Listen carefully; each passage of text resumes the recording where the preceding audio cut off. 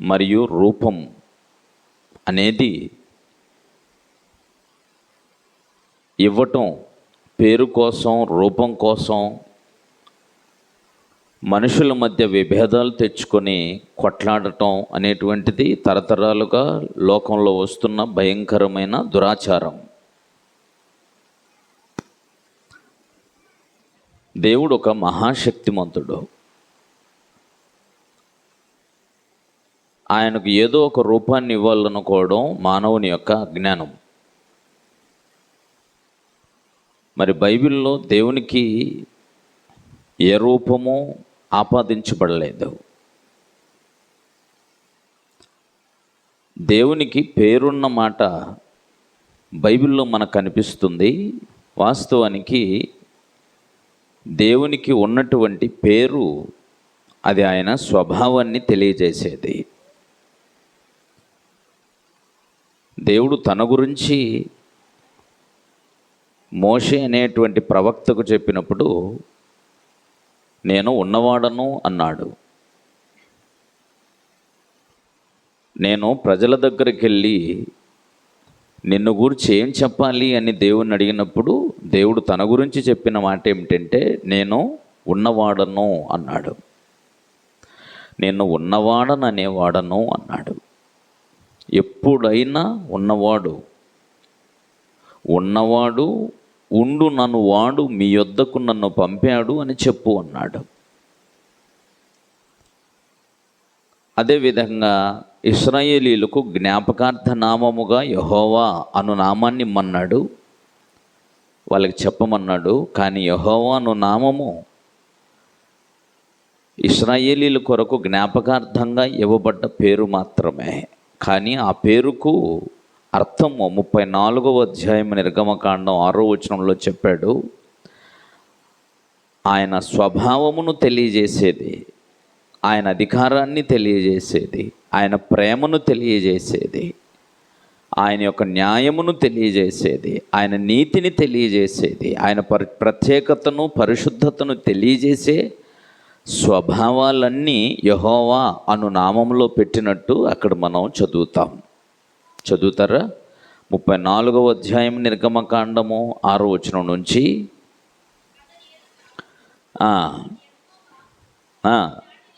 వెళ్ళుచు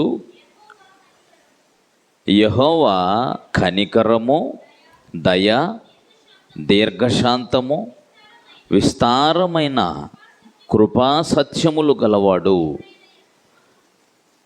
కృపాసత్యములు గల దేవుడైన యెహోవా అని పేరు. అంటే ఆ పేరులో అన్ని లక్షణాలు ఉన్నాయి. ఇంకేమన్నాడు? ఆయన అంటే దేవుడు 1000 మందికి కృప చూపుచు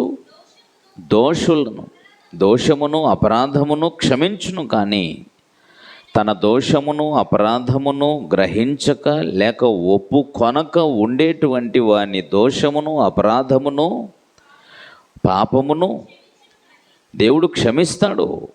కానీ ఒప్పుకొనని వాని విషయంలో మాత్రం వాని దోషము, వాని అపరాధము, వాని దోష శిక్ష వాడి పిల్లలకు 3-4 తరముల వరకు వారి మీదికి వచ్చేటట్టు చేయగలవాడు కూడా ఆయనే. తల్లిదండ్రులుగా మీరు దోషం చేసినా మీ పిల్లలైనా మీరు కొనసాగిన దోషంలో పాపములో కొనసాగకుండా తమ తప్పులను ఒప్పుకొని విడిచి యథార్థ హృదయులుగా బ్రతికి దేవునిపై ఆధారపడితే వారి తల్లిదండ్రులు చేసిన దోష శిక్ష వారి మీదికి రాకుండా ఉంటుంది. తల్లిదండ్రులు చేసిన దోషమే తప్పిదమే పిల్లలు చేస్తున్నట్లయితే వారికి పాపము చేయుట ఏ విధంగా వారసత్వంగా వస్తుందో ఆ దోష శిక్ష తల్లిదండ్రుల మీదకి పిల్లల మీదకి కూడా వస్తుంటుంది అని చెప్పాడు. అంటే యెహోవా అను నామము ప్రకటించాడు అంటే నామములో ఆయన స్వభావం ఉంది అని చెప్పడమే తప్ప దేవునికి అదే పేరుంది అనే భావం కాదు. దేవుడు క్యారెక్టర్ కలిగిన వాడు. దేవుని గురించి తెలుసుకునే విధానం 2 భాగాలని చాలాసార్లు విన్నాం. అదేమిటంటే దేవుడు శక్తి. దేవుని గురించి తెలియశక్యమైనదేదో అది వారి మధ్య విషదమైనది. దేవుడు దానిని వారికి విషదపరచను అని చెప్పి ఏమన్నాడంటే ఆయన నిత్య శక్తియు దేవత్వమును జగదుత్పత్తి మొదలుకొని సృష్టింపబడిన వస్తువులను ఆలోచించుట వలన తేటపడుచున్నవి అన్నాడు. దేవుని యొక్క నిత్యశక్తి, దైవత్వం, దేవుని యొక్క స్వభావము, దేవుని యొక్క శక్తి, ఈ రెండింటిని ఆలోచిస్తే దేవుడు అర్థమైపోతాడు అన్నాడు. కాబట్టి దేవునికి రకరకాల రూపాలు ఇవ్వకూడదు. ఇది ఇలా ఉండగా దేవుని నమ్మిన వారు దేవునికి రూపాన్ని ఇచ్చేటువంటి పరిస్థితులలో, దేవునికి రూపాన్ని ఇచ్చేటువంటి ఆచారాల్లో మునిగినందు చేత నేను గ్రహించినంత మట్టుకు దేవునిని పూర్తిగా అర్థం చేసుకున్నవాడు ఎవడూ కూడా దేవునికి రూపాన్ని ఇవ్వడు. దేవునిని ఒక రూపానికి పరిమితం చేశారు అని అంటే అది వారి యొక్క అజ్ఞానం, అంటే దేవుని గురించి వారికి తెలియదు అని అర్థం. దేవుడైతే మానవ జాతి అంతటి కోసం ఇలా తెలియజేశాడు. ఏమని? యెషయా గ్రంథంలోని 40వ అధ్యాయంలో 25వ వచనం ముందు ఇలా తెలియజేశాడు, నీవు ఇతనితో సమానుడువని మీరు నన్నెవనికి సాటి చేస్తారు అని పరిశుద్ధుడైన దేవుడు అడుగుతున్నాడు అన్నది చూడండి. నీవు ఇతనితో సమానుడువని, మనుషులలో దేవుడికి మనుషులు ఏదో ఒక రూపాన్ని ఇచ్చాడంటే ఎవరి రూపాన్ని ఇవ్వగలడు? దేవునికి ఒక రూపాన్ని ఇస్తే మనిషి దేవుడు ఇలా ఉంటాడు అని వాని ఊహ, లేదంటే ఏదో ఒక రూపం, ఎవరి రూపాన్ని ఇవ్వగలడు? తమకు తెలిసిన ఒక మంచి మనిషి యొక్క రూపాన్ని ఇవ్వగలడేమో, అంతే. ఇవ్వగలిగితే ఏ రూపం ఇస్తాడు దేవుడికి? దేవునికి ఏ రూపం లేదు. దేవుడు తన గురించి చెప్పేటప్పుడు ఏం చెప్పాడంటే, నేను ఉన్నవాడని అన్నాడు. రెండవది, నేను సర్వశక్తి గలవాడని అన్నాడు. అంతేకాదు, నేను భూమి ఆకాశములందంతటా ఉన్నవాడను అన్నాడు. మహాకాశాలు కూడా ఆయన పట్టజాలినంత మహా విస్తారమైనటువంటి శక్తిమంతుడు అన్నాడు. కాబట్టి సమస్తం ఎరిగినటువంటి సర్వజ్ఞుడు ఆయన, మహావిశ్వమునకు సృష్టికర్త. అలాంటి దేవుడు ఏదో ఒక రూపానికి పరిమితమై ఉండేవాడు కాదు. ఇది దేవుని ఎరిగామని చెప్పుకుంటూ మనుషులు చేస్తున్న తప్పులు. దేవుని ఒక వ్యక్తిగా భావించటం, దేవునికి ఒక రూపము ఇవ్వటం అనేది క్షమించరాని నేరం. నీవు ఇతనితో సమానుడు అని నన్నెవనికి సాటి చేస్తారు అని పరిశుద్ధుడు దేవుడు అడుగుతున్న. దేవుడు పరిశుద్ధుడు. దేవుడెవరు? పరిశుద్ధుడు, పాపం లేనటువంటి వాడు. మానవుల హృదయాలలో దేవునికి ఇచ్చినటువంటి ఏ రూపం అయినా కానీ, ఏ వ్యక్తి అయినా కానీ పాపము లేనివాడు అని చెప్పగలరా? పాపము లేనివాడు అని చెప్పగలరా? మనుషులు దేవునిగా ఆరాధించేటువంటి ఏ మనిషి అయినా ఏదో ఒక లోపము, ఏదో ఒక బలహీనతతో ఉన్నవాడుగానే కనిపిస్తుంటాడు. బలహీనతలు కలిగిన వాడు, వ్యక్తిత్వములో లోపము కలిగినటువంటి వాడు, అంటే క్యారెక్టర్లో లోపము కలిగినటువంటి వాడు దేవుని స్థానానికి సరిపోడు. పైగా మనుషుడు ఒక ప్రాంతానికి, ఒక స్థలానికి, ఒక ఇంటికి పరిమితమై ఉంటాడు. దేవుడు అలా కాదు కదా. భూమి ఆకాశములు ఎందంతటా ఉన్నవాడు ఆయన. వ్యక్తి కాదు, మహాశక్తి. అందుకని మీరు నన్ను ఇతడితో సమానుడు అని ఎవరికి సాటి చేస్తారయ్యా అన్నాడు. రెండవ విషయం ఏమన్నాడంటే, మీ కళ్ళు పైకెత్తి చూడండి, వీటిని ఎవడు సృజించెనో అన్నాడు. మీ కళ్ళు పైకెత్తి చూస్తే ఏం కనిపిస్తాయి? మీ కళ్ళు పైకెత్తి చూస్తే ఏం కనిపిస్తాయి? ఆకాశం కనిపిస్తుంది. ఆకాశంలో రాత్రిపూట అయితే మీకు నక్షత్రాలు కనిపిస్తాయి, చంద్రుడు కనిపిస్తాడు. పగలైతే సూర్యుడు కనిపిస్తాడు. మరి చంద్రుడు నక్షత్రాలు అలాగే ఉంటాయి అంటే నక్షత్రాలు అలాగే ఉంటాయి, సూర్యుని యొక్క వెలుతురును బట్టి, ఆ తేజస్సును బట్టి నక్షత్రాల యొక్క వెలుతురు, అంటే నక్షత్రాలు దూరంగా ఉన్నాయి కాబట్టి వాటి వెలుతురు రాత్రి కనబడుతున్నట్టు కనబడవు. అంతే, అవి ఎప్పుడు వెలుగుతూనే ఉంటాయి నక్షత్రాలు. అంతేకాదు, మనకు రాత్రిపూట కనిపిస్తున్న నక్షత్రాలన్నిటిలో కూడా సూర్యుడు కూడా ఒక నక్షత్రం. అందుకని పిల్లల్ని అప్పుడప్పుడు సోషల్ టీచర్స్ అడుగుతున్నప్పుడు, విజ్ఞానాన్ని గూర్చి స్కూల్లో టీవీలో ఇంటర్వ్యూ చేసేటప్పుడు పిల్లల్ని కొన్నిసార్లు అడిగారు, రే బాబు, మనకు ఉన్నటువంటి కోట్ల నక్షత్రాలలో మనకు దగ్గరగా ఉన్న నక్షత్రం ఏది అని అడుగుతారు. అప్పుడు ఏమంటారు తెలుసా? సూర్యుడు అంటారు. అదే సమాధానం. కాబట్టి నక్షత్రాలు కనిపిస్తాయి, నక్షత్రాల్లో సూర్యుడు కూడా ఒక నక్షత్రం. ఆకాశంలో ఎన్ని నక్షత్రాలు ఉండే? కోట్ల నుంచి కోటాను కోట్ల నక్షత్రాలు ఉన్నాయి. ఆకాశం ఎంత పెద్దదో చూడండి, ఎంత పెద్దది. ఈ మహావిశ్వములో, బాగా వినండి, ఈ మహావిశ్వములో సూర్య కుటుంబం ఒకటే. సూర్య కుటుంబంలో మొన్నటి వరకు నవగ్రహాలు ఉన్నాయి అన్నారు, ఇప్పుడు ప్లూటోని గ్రహం కాదన్నారు, వదిలేసేయండి. సో 8 గ్రహాలలో, ఈ 8 గ్రహాలలో భూమి ఒక గ్రహం, అంతే. భూమి ఒక గ్రహం, అంతకుమించి వేరే కాదు. ఇలాగ భూమి లాంటివి సూర్య కుటుంబంలోనే ఇంకా 7 ఉన్నాయి.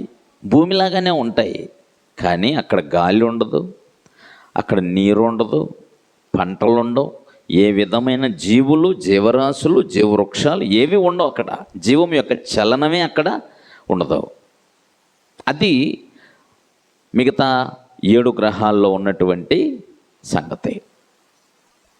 సూర్య కుటుంబంలోనే ఇలాంటి భూమి ఎంత పెద్దది, చాలా పెద్దది, వర్ణించలేనంత చాలా పెద్దది. ఈ భూమి మీదనే సముద్రాలు ఉన్నాయి, ఈ భూమి మీదనే ప్రపంచ దేశాలన్నీ ఉన్నాయి, ఈ భూమి మీదనే పెద్ద పెద్ద ఎడారులు ఉన్నాయి, ఈ భూమి మీదనే పెద్ద పెద్ద పర్వతాలు కూడా ఉన్నాయి. మహా పెద్దది. ఇలాంటివి ఎన్నో ఉన్నాయి సూర్య కుటుంబంలోనే. ఇంకా నక్షత్ర మండలాలు అంటాడు. నక్షత్ర మండలం అంటే కోట్ల మండలాలు. ఒక్కొక్క మండలం అంటే అర్థం ఏంటి?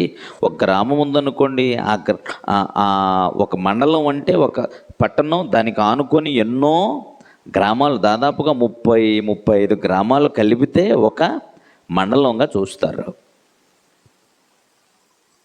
అలాగా ఎన్నో మండలాలు ఉన్నాయి ఆకాశంలో. నేను ఇక్కడ మీకు ఏం చెప్పాలనుకుంటున్నానంటే,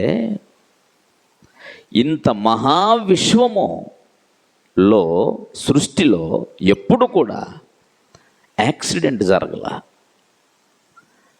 అంతేకాదు, ఈ భూమిని గూర్చి ఇప్పుడు హబుల్ టెలిస్కోప్ అనే యంత్రాంగాలు కనుగొనబడి దాదాపు ఒక 50 సంవత్సరాలుగా ప్రపంచానికి ఎంతో విజ్ఞాన శాస్త్రాన్ని అందిస్తున్నారు. ఆకాశంలోకి వెళ్ళిపోయి భూమిని స్కాన్ చేశారు, ఆకాశంలోకి వెళ్ళిపోయి సూర్య కుటుంబంలో ఉన్న మిగిలిన గ్రహాలన్నింటినీ స్కాన్ చేశారు, ఫోటో తీశారు, వాటి పరిమాణం చెప్పగలుగుతున్నారు ఇంత పెద్దది అని.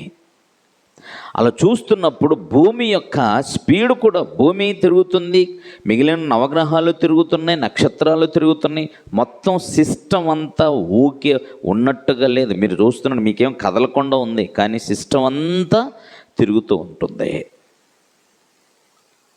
మీకు బండి మీద కూర్చుంటే మీరు మామూలుగా కూర్చున్నట్టే ఉంటుంది, కానీ ఎంత ఏమేమి పని చేస్తుంటాయి ఇక్కడ? వీల్ తిరుగుతుంటుంది, వీల్ని తిప్పే చైన్ తిరుగుతుంటుంది, చైన్ని తిప్పేటువంటి లోపల ఇంజన్కున్నటువంటి చక్రం తిరుగుతుంటుంది, లోపల ఫిస్టిని కొట్టుకుంటుంటుంది. అర్థమైందా? ఇలాగ సిస్టమ్ అంతా తిరుగుతుంటుంది, కానీ అంత తిరుగుతున్నట్టు నీకేమీ కనిపించదు. ఈ మహావిశ్వమంతా తిరుగుతూనే ఉంది. భూమి ఒక గంటకి 1,11,600 కిలోమీటర్ల వేగం అంట. తన చుట్టూ తాను తిరిగేటువంటి భూమి మీ చుట్టూ మీరు తిరిగి చూడండి, చేతులు ఇలా జాపేసి మీరే గర్రని తిరిగి చూడండి, ఎంత స్పీడ్ తిరగలరు. మీరు మామూలుగా తిరిగినా కూడా కొద్దిసేపటికి మీరు చాలా స్పీడ్గా తిరుగుతున్నట్టు అనిపిస్తుంటుంది, కానీ అక్కడ ఏమీ ఉండదు. మామూలుగానే బయట నుంచి చూసే వాళ్ళకి మామూలుగా తిరుగుతున్నట్టు ఉంటుంది. భూమి తన చుట్టూ తాను ఇంత మహాపర్వతాలన్నిటినీ కలిగి ఒక గంటకి 1,11,600 కిలోమీటర్ల వేగం అంటే ఆషామాషి కాదు. ఇలాగే భూమి చుట్టూ కూడా ఎన్నో ఆస్ట్రాయిడ్స్ అంటారు, లేక గ్రహ శకలాలు అంటారు, అవన్నీ కూడా తిరుగుతుంటాయి.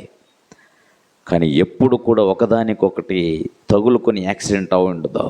కానీ మనం రోడ్డు మీదకి వెళ్ళి చూడండి, రోజుకు ఒక్క యాక్సిడెంట్ అయినా అయి ఉంటుంది. బండి మన చేతుల్లోనే ఉంది, కారు వాళ్ళ చేతుల్లో ఉంది, అన్ని మనుషుల చేతుల్లోనే ఉన్నాయి, కానీ మనుషులు గుద్దే చంపేస్తుంటారు.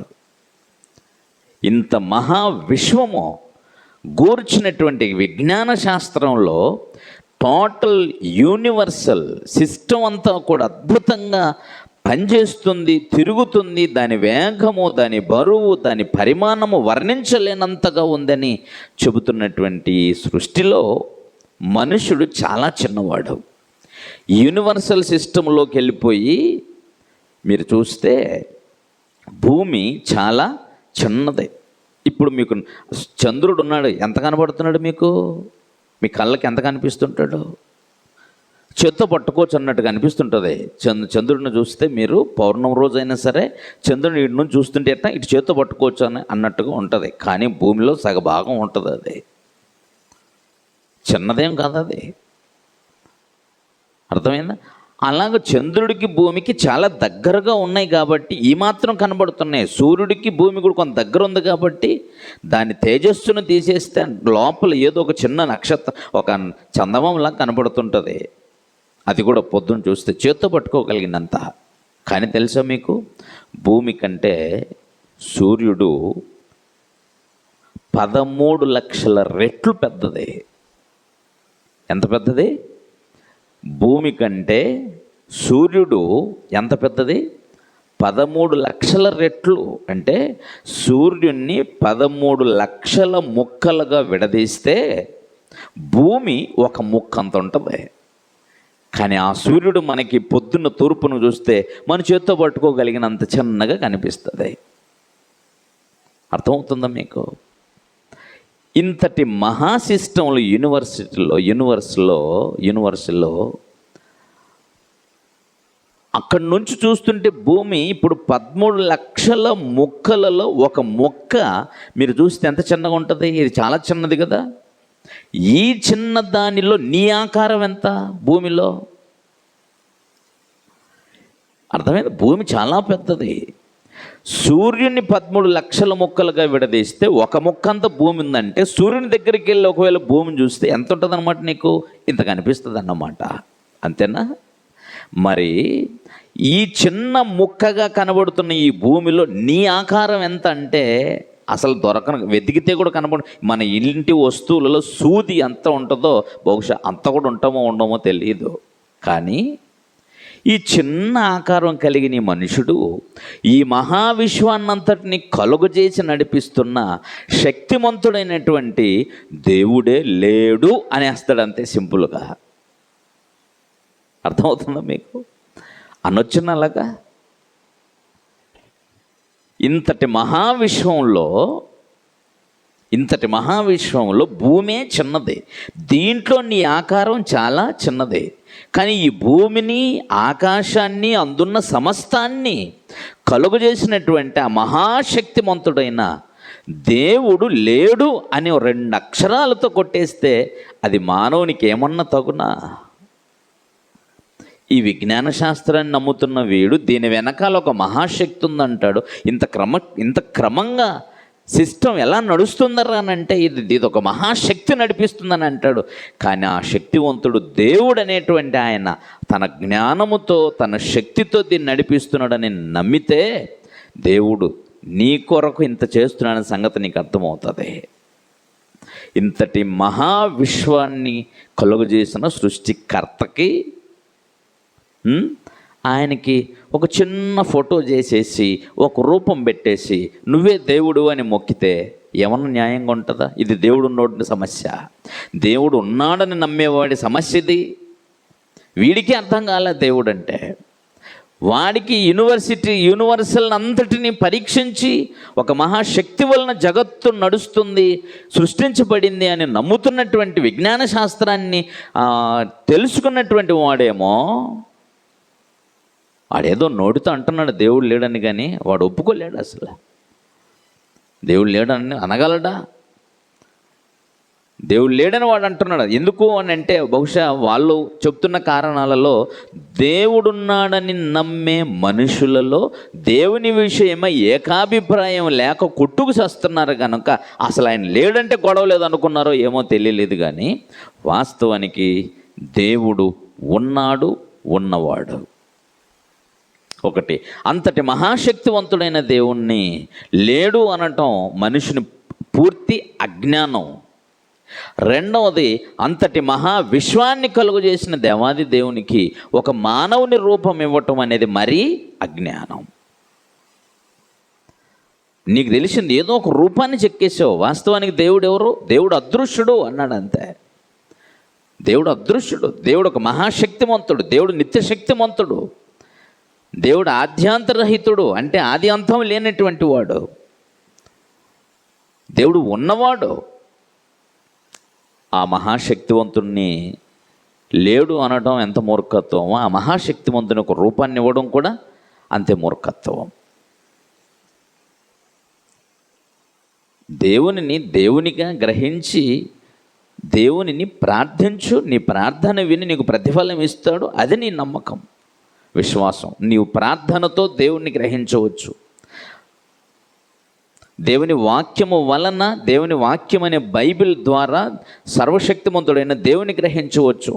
బైబిల్లో 66 పుస్తకాలు కలిగి 1000 వచనాలు కలిగి ఉన్నటువంటి, 1000 అధ్యాయాలు కలిగి ఉన్నటువంటి ఈ పుస్తకంలో దేవునికి ఎప్పుడూ ఏ రూపాన్ని కూడా చూపించలేదు. దేవుని శక్తిని చూపించాడు, దేవుని వ్యక్తిత్వాన్ని చూపించింది బైబిల్, కానీ దేవునికి ఏ రూపము ఇవ్వలేదు. కనుక అంతటి మహాశక్తివంతుడైన దేవుణ్ణి మానవుడు లేడు అనకూడదు. అందుకని అలాగే దేవుడు ఉన్నాడని నమ్మేవాడు దేవునికి ఏదో ఒక రూపాన్ని కూడా ఇవ్వకూడదు. వాస్తవమైన సంగతి అది లోకానికి మీకు అర్థమయ్యేటట్టుగా చెప్పాలి. విగ్రహారాధన దేవుడు ఎందుకంటే అసహించుకుంటాడు అంటే, అంత పెద్ద ఆయనకి ఇంత చిన్న రూపం వేసేస్తారు, కోపం రాదండి? పైన ఆకాశం అందే కానీ, క్రింద భూమి ఎందే కానీ, భూమి క్రింద నీళ్ళ ఎందే కానీ ఉండే ఏ రూపమున నువ్వు చేసుకోకూడదు, దానికి సాగిలపడకూడదు, దానికి నమస్కరించకూడదు, పూజించకూడదు అని దేవుడు చెప్పినప్పుడు అది మనుషులకి చాలామందికి ఇష్టం కలిగించలేదేమో. నిన్నే తీసుకొని వెళ్ళిపోయి మీ ఇంట్లో నువ్వే ఉన్నావు అనుకో, నువ్వు ఉన్నావు కానీ నిన్ను తీసుకొని వెళ్ళి నీకు ఫోటో పెట్టేసి, మూతి వంకర పెట్టి, ముక్కు వంకర పెట్టి, నీ ఇంటి పేరుతో సహా నీ పేరు అక్కడ రాసేసి అక్కడ దండేసి పెడుతున్నారు అనుకోండి, గోడకేస్తే ఏమనిపిస్తుంది నాయన మీకు? మీకు అర్థమైందా? నేను చెప్పిన లాజిక్ అర్థమైందా మీకు? ఇప్పుడు మీ ఫోటో ఉంది, నీ పేరే ఉంది, మీ ఇంటి పేరుతో సహా ఉంది, నీ ఫోటోనే, నీ ఫ్రేమ్ని ఒక పెద్ద ఫ్రేమ్ చేసేసి గోడకు పెట్టేసి దండేసి మీ ఇంట్లో వాళ్ళందరూ చూస్తున్నారు అనుకోండి, మీకు ఏమనిపిస్తుంది అంటున్నా? ముఖం మీదే, పేరు మీదే, కానీ ఎక్కడో చిన్న వంక తేడా ఉందనుకోండి, ఏమనిపిస్తుంది మీకు? ఎవరు దీన్ని పెట్టాడు అని చూస్తారు. ఎవరు దీన్ని పెట్టింది? పెట్టకూడదా? బతిగా ఉన్నాను కదరా నేను, బతికున్న నా కోసం పెట్టేశారు, ఇక్కడ గోడకేసేది ఇప్పుడు దండేసేసారు అంటే గోడకి ఫోటో ఎక్కి దండేస్తే అర్థం ఏంటనమాట? చచ్చిపోయారు అని, అంతేనా? అంటే బ్రతికున్న వాడికి ఏం చేయకూడదు? బ్రతికున్న వాడికి ఏం చేయకూడదు? దండేసి ఫోటో తీసి దండేయకూడదు అన్నమాట. ఇది ఒక లోపం. రెండవది, అక్కడ ముక్కు మూతి అంత నీకు లేని రూపం పెట్టి నీ పేరు రాసేసారు అనుకో, ఎలా ఉంటుంది మీకు? ఆ పెట్టేవాడు ఏదో ఫోటో సరిగానే తీసాడా? ఎరా నిద్రపోయేటప్పుడు కళ్ళు మూసినప్పుడు ఫోటో తీసి పెట్టావు, దిక్కులు చూస్తున్నప్పుడు వంకరగా చూస్తున్న ఫోటో తీసి పెట్టావు, వంకర మూతి పెట్టినప్పుడు ఫోటో తీసి పెట్టావు. బుద్ధి లేదురా నీకు? ఎట్లాంటి ఫోటో పెట్టాలనో కోపం వచ్చేస్తుంది మీకు, రోషం వచ్చేస్తే. ఎవరు దీన్ని తీసింది, ఎవరు దీన్ని పెట్టింది? దీనికి, ఈ చెడిపోయిన ఈ రూపానికి పెద్ద ఫ్రేమ్ చేయించి పెట్టారు బుద్ధి లేని వాళ్ళు అని చెప్పేసి తిడతారు. దేవుని రూపాన్ని ఎవడు ఎప్పుడూ చూడలా. అలాగే దేవుడు నిత్యశక్తిమంతుడు, ఆయన ఎప్పుడూ ఉన్నవాడు. ఉన్నవాడికి భూమి ఆకాశాలు పట్టజాలనంత మహాశక్తివంతునికి ఏ రూపమో మానవుడు ఎప్పుడూ చూడలేనటువంటి వానికి ఒక రూపాన్ని ఇచ్చి అక్కడ దేవుడని పేరు రాసేస్తే నిజంగా ఉన్నవాడికి కోపం రాదండి? అందుకని నేను రోషము గలవాడను, మీరు విగ్రహారాధన చేయకూడదు అన్నాడు. అందుకనే జ్ఞానమున్నవాడు ఎవడూ కూడా నీ రూపమునే వంకర రూపం పెట్టి నీ పేరు రాస్తే నువ్వు తట్టుకోలేవు. నువ్వు దేవుని రూపాన్ని చూడనే లేదు, కానీ ఆయనకు ఒక రూపం ఇచ్చావు. ఎంత అన్యాయం అది! ఎవడికి నచ్చిన రూపాన్ని వాడు చేసుకుంటాడండి అంటే అది ఎంతవరకు కరెక్ట్? అందరికీ రూపం ఇచ్చిన వాడు దేవుడు. ఆ దేవుడు ఒక్కడై ఉంటాడు, ఆయన మహాశక్తివంతుడై ఉంటాడు. ఆయన్ని కదా ఆరాధించాలి, ఆయన్ని చెప్పింది కదా వినాలి మనిషి. నిజ దేవుణ్ణి తెలుసుకునేటువంటి ఆలోచన, ఆసక్తి, అన్వేషణ అనేది కనుక మానవ జాతికి ఉంటే ఆ వ్యక్తి బైబిల్ దగ్గరికే రావాలి. బైబిల్ చూపించేటువంటి శక్తివంతుడైన దేవుడు లోపము లేనటువంటి వాడు. పాపమును అపరాధమును ఒప్పుకుంటే క్షమిస్తాడు, ఒప్పుకోకపోతే శిక్షిస్తాడు కూడా. అది ఆయన నీతి న్యాయమును బట్టి మానవ జాతికి విధించే తీర్పులు. ఆయన కాదని ప్రశ్నించగలిగిన వాడెవడు లేడు. దేవుని కంటే న్యాయవంతుడు కాదు మనిషి. దేవుడు ఇట్లా చేయకూడదు, దేవుడు అలా చేయకూడదు అని చెప్తూ ఉంటారు. అదంతా వేస్ట్ మాటలు. దేవుడు శక్తిమంతుడు, దేవుడు ప్రేమ కలిగిన వాడు. దేవుడు ఎంత ప్రేమ కలిగిన వాడంటే దేవుడు లోకమును ఎంతో ప్రేమించెను కాబట్టి ఆయన తన అద్వితీయ కుమారునిగా పుట్టిన వానింద విశ్వాసముంచు ప్రతివాడును నశింపక నిత్య జీవం పొందున్నట్లు ఆయనను అనుగ్రహించిన. దేవుడు అనగానే మీ మైండ్లో లోకాన్ని ప్రేమించినప్పుడు ఎంత ప్రేమించాడంటారు? చెప్పండి, దేవుడు లోకాన్ని ఎంత ప్రేమించాడంటే ఏం చెప్తారు? దేవుడు లోకాన్ని ఎంతో ప్రేమించాను అన్నాడు. ఎంతో అంటే ఎంత? ఈ మాట చెప్పింది యేసుప్రభు వారే. ఎవరితో? నికోదేముతో చెప్పిన సందేశం అది. దేవుడు లోకమును ఎంతో ప్రేమించనంటే ముందు దేవుడు ఎంత గొప్పోడో నీకు అర్థమైపోతే ఆయన ప్రేమ ఎంతో నీకు అర్థమవుతుంది. అర్థమైందా? ఎంతో ప్రేమించనంటే ఆయన ఎంత గొప్పోడు, ఎంత ఔన్నత్యుడు. ఆకాశ మహాకాశాల్లో పట్టజాలనంత వాడు, భూమి ఆకాశాలంతటా ఉన్నవాడు, మహావిశ్వాన్నంతటిని కలుగజేసిన వాడు, అంతటి మహాశక్తివంతుడైన దేవుడు ఎంతో అంటే అంత ప్రేమించాడని అర్థం. నువ్వు ప్రేమిస్తే ఎంత ప్రేమిస్తావు? వారే ఈ విషయానికి వస్తే భలే కోపం ఉండి జనానికి. నాకు కూడా కోపం వస్తుంది. దేవుణ్ణి ప్రేమించాము అని అంటే దేవుణ్ణి ప్రేమించాం కాబట్టి ఆయనకి ₹1,00,000 కానుక ఇచ్చేసామంటారు. బాబోయ్, నీకు 1,00,000 ఎక్కువ. ఆయన ఎంత ప్రేమించాడు నిన్ను? ఈ మహావిశ్వం అంత ప్రేమించాడు. పిల్లలు మాట్లాడుకుంటుంటారు, రే మా డాడీ నాకు ఇన్ని తెచ్చాడు తెలుసా ఆట వస్తువులు అంటాడు. అవతలుడికి రోషం వచ్చి, రే మీ డాడీ ఇన్నేనా? మా డాడీ ఇన్ని తెచ్చాడు అంటాడు. ఇంకొకటి అంటాడు, మీ డాడీ ఇన్ని తెచ్చాడు, మా డాడీ ఇన్ని తెచ్చాడు, ఇంకా బోధ చెయ్యింగా. అర్థమైనా? ఎంతో అంటే నీ ఊహకు అందనంత ఎక్కువగా ప్రేమించాడని అర్థం.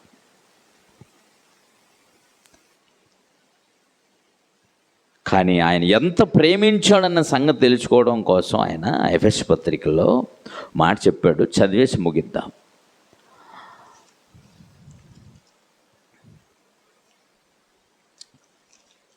మూడవ అధ్యాయంలో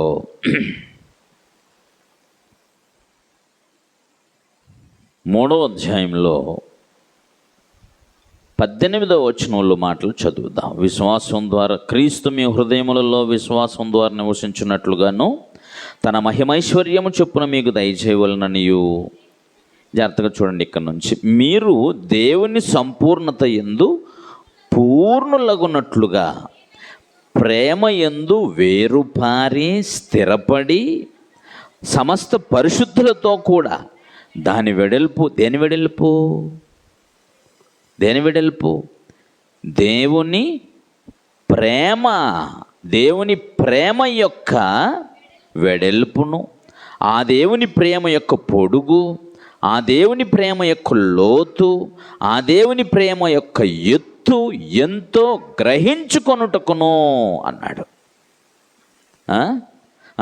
జ్ఞానమునకు మించిన క్రీస్తు ప్రేమను తెలుసుకొనుటకు తగిన వారు కావాలని. ఇప్పుడు అర్థమైందా? దేవుని యొక్క ప్రేమ ఎత్తు, లోతు, వెడల్పు. ఆయన ప్రేమ యొక్క వెడల్పు, పొడుగు, ఆయన ప్రేమ యొక్క లోతు, ఎత్తు. ఏం తెలుసు? మీరు ఎంతో గ్రహించాలి అన్నప్పుడు ఎంత అని తెలుసుకుంటారు ఆయన్ని? ఇంత అన్నాడు. ఎంత పొడుగు, ఎంత ఎత్తు, ఎంత లోతు,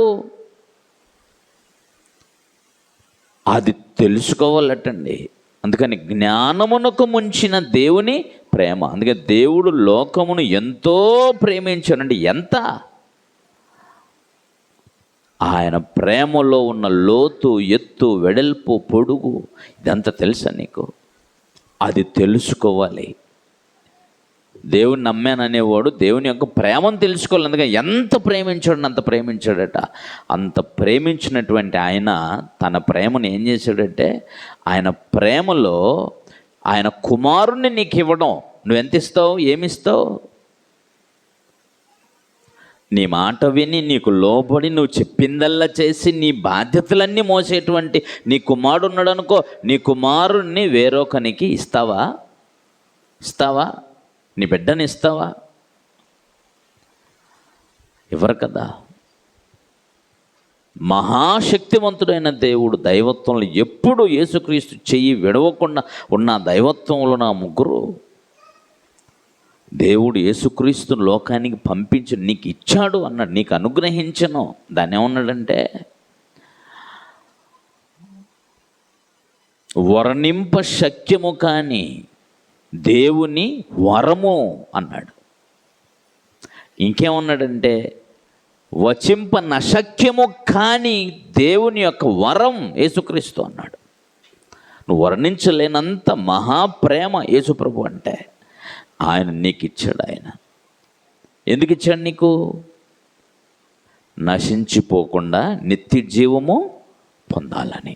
నీవు యేసుక్రీస్తునందు విశ్వాసం ఉంచి నిత్య జీవం పొందటం కొరకు ఇచ్చాడు. ఇందులో విశేషం ఏంటంటే, ఆయన యందు విశ్వాసముంచువాడు నశించిపోకుండా నిత్య జీవం. నువ్వు నమ్మాలనుకుంటే, నీకు మంచి భవిష్యత్తు కావాలనుకుంటే, నిత్య జీవం కావాలనుకుంటే ఆయన యందు విశ్వాసం ఉంచు, లేదంటే లేదు, నీ ఇష్టం. కానీ దేవుడు లేడనకో, నీకు నిత్య జీవం కావాలంటే మాత్రం ఖచ్చితంగా ఆయన ఏం చేయి? విశ్వసించు. దేవుని ప్రేమను అర్థం చేసుకో. ఎంత పెద్ద ప్రేమ అయింది, ఆయన ఎంత పెద్ద గొప్పవాడో నీకు అర్థమైతే, ఆయన గొప్ప ప్రేమ నీకు అర్థమవుతుంది. నీ జీవితం ఎంత గొప్పదో నీకు అర్థమైతే, నిన్ను కాపాడటం ఎంత పెద్ద అవసరత ఉంటుందో తెలుస్తుంది నీకు. ఇప్పుడు సైకిల్ బాగు చేయటానికి, కారు బాగు చేయడానికి రేట్ ఒకటేనా? సైకిల్ బాగు చేయడానికి ఎంత ఖర్చు అవుతుంది?